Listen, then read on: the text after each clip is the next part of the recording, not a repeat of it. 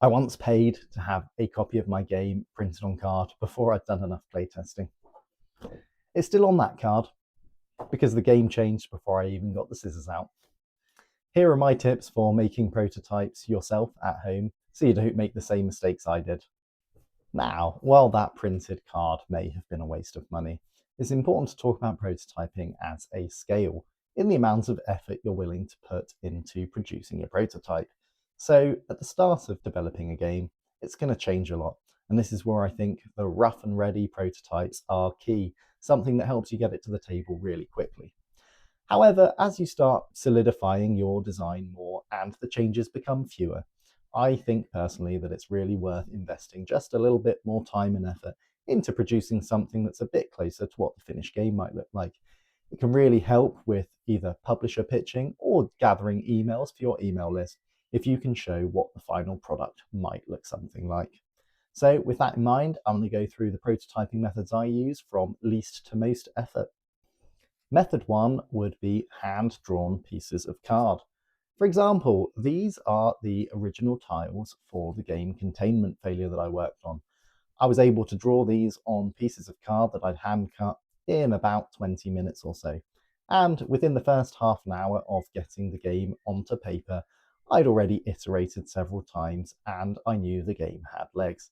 So this is by far the quickest method, but as I mentioned, probably not ideal for pitching to publishers or trying to gather emails for your email list. So the pros, it's pretty quick to get to the table.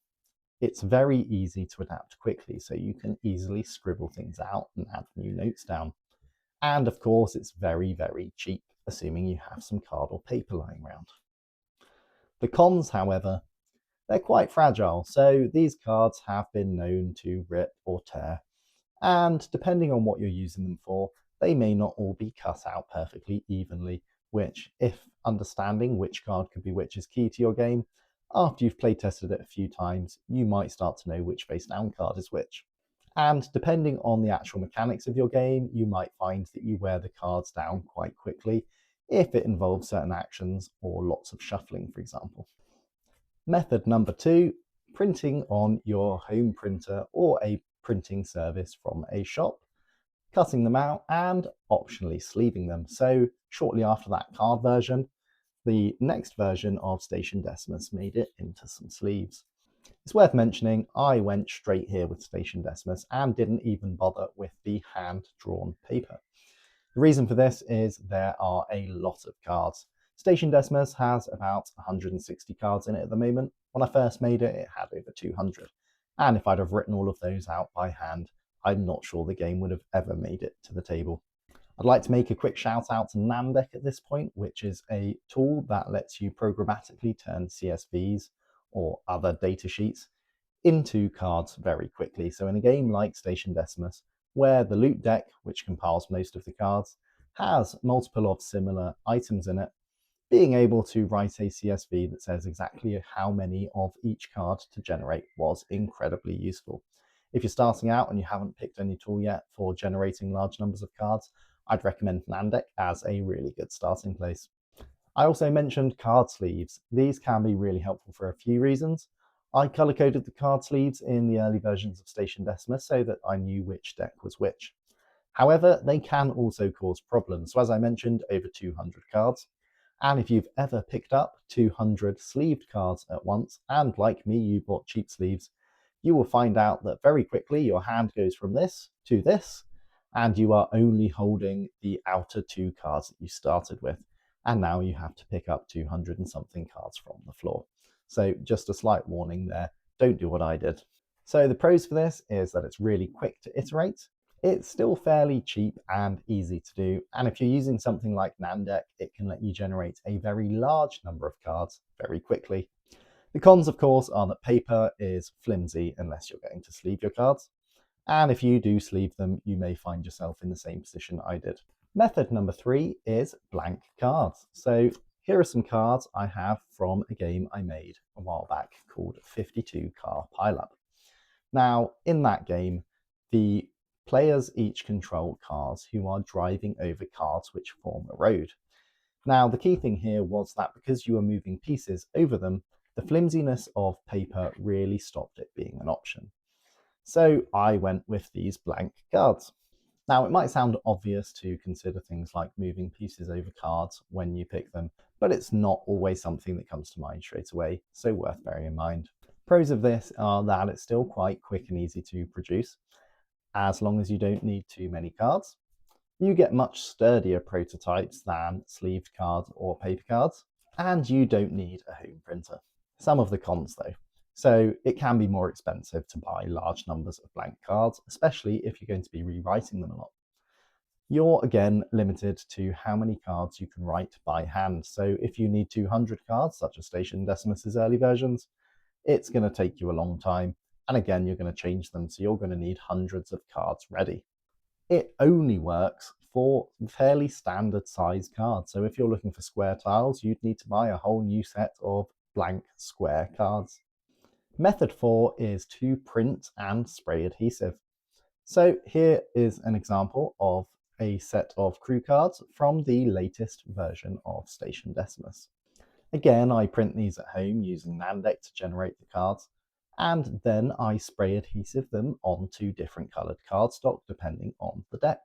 And for me, this hits the sweet spot between time and effort and quality. It can take a little bit of time though to print all those cards, spray adhesive them, wait for it to dry, cut them all out, and then corner punch them to give them that nice rounded finish. This is good when you have relatively few changes to your game. So for Station Decimus, it's mostly done. Occasionally I'll make a tweak to a couple of cards in the deck and I'll print off a sheet or two and create new ones. When it comes to making whole games, however, this can take a good few hours. So for example, I sold a bunch of copies recently at the Bastion Indie Market. I foolishly made these by hand and it took an incredibly long time. I would not recommend it. And of course, a quick health and safety warning on spray adhesive. Make sure you do it in a ventilated space and wear a mask. So the pros of this, it's relatively cheap to produce some quite high quality output. It doesn't take too long to make small updates, although making whole games can be painful. Coloured card backs to define the decks mean that you can do this even before you've decided on the card backs. The output is pretty sturdy and feels quite professional. The cons though, spray adhesive gets everywhere. There'll be a lot of downtime while you're waiting for your spray adhesive to dry. Corner punching, however many 100 cards you have, is incredibly tedious and slightly frustrating for anyone in an adjacent room who has to hear the corner punch going. And as I mentioned earlier, it's really not an option for scaled production. And speaking of drying time, if you'd like something to do while you wait for your prototypes to dry, head over to spacelaggames.com and grab a print and play version of Station Decimus. Perhaps you can even try some of the prototyping methods I've suggested here. Method number 5, professional printing of A4 sheets. So if you're going to have cards professionally made, it can get quite pricey.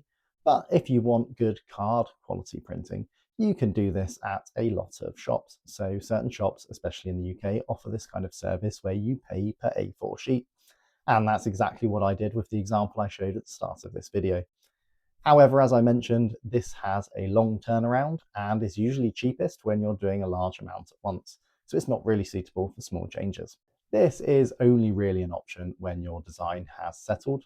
Maybe it's one I'll revisit for versions of Station Decimus in the future, but to be honest, the spray adhesive and card method works well enough most of the time. The pros here are that you can get really high quality printed results that will probably look better than anything you can print at home. You'll get really sturdy prototypes that will stand being played with, and they can look more professional if you're, for example, pitching your game. Cons though, it can get quite expensive, and as I've mentioned a few times now, it can be really expensive if you need to just update a few cards and has a long lead time while you wait for printing services. Method 6, the final method of prototyping I'll talk about, and that's the properly manufactured ones. There are a few options here, and it could be a print service that does manufactured prototypes of games, or it could be the manufacturer eventually going to use for your actual production. Either way, you'll be sending off proper files to a manufacturer to get them to make a real copy of your game. And this is going to be as close to the final thing as you'll ever see until you get it produced. It can be expensive. It will be slow. It will be very expensive and slow if you want to make more changes to it. But once you feel one in your hands, you can understand why there's such a temptation to get one made earlier than you really need to. Something about holding a professionally made prototype makes the game feel much more real than any of the prototypes you'll have made at home. But with that in mind, it's worth really holding off until your game design has settled, or it could be quite an expensive mistake. Station Decimus hasn't quite reached the point of manufactured prototypes. However, I am in some conversations with my manufacturer and some local services for a very small number to be made for reviews, previews, and those sorts of things. So hopefully I'll be getting those made shortly. I'm just trying to finalize some more of the artwork. So there's still a few crews which don't have their own unique art, and one or two things I'd like to add. So watch this space. The pros are, obviously, it's the best quality prototype you're going to feel, and it will look like a real game to anyone who sees it. The cons, though, it can be very expensive. So some manufacturers will offset this to some degree against your manufacturing costs. But either way, it is going to cost you, and you'll need to stump that money up front. It's time consuming, and as I mentioned, it's expensive and time consuming if you want to make changes. A final note, which doesn't quite fit into its own category because this video has been largely focused on physical copies, but there is of course digital prototyping. So whether it be by Board Game Arena or Tabletop Simulator or one of the many other websites or apps which let you play board games digitally, it's important to know that these exist and that people will be willing to playtest games on there.